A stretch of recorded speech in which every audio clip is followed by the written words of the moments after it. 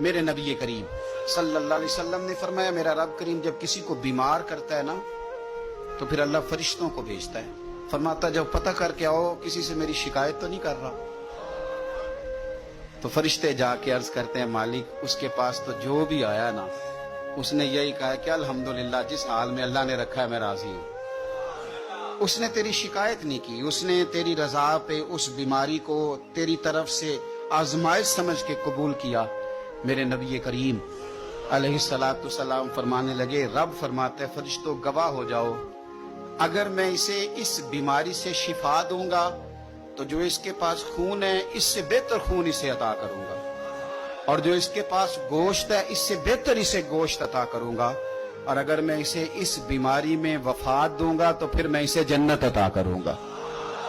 اگر شفا دوں گا تو بہترین شفا دوں گا، اور اگر وفات دوں گا تو پھر جنت دوں گا۔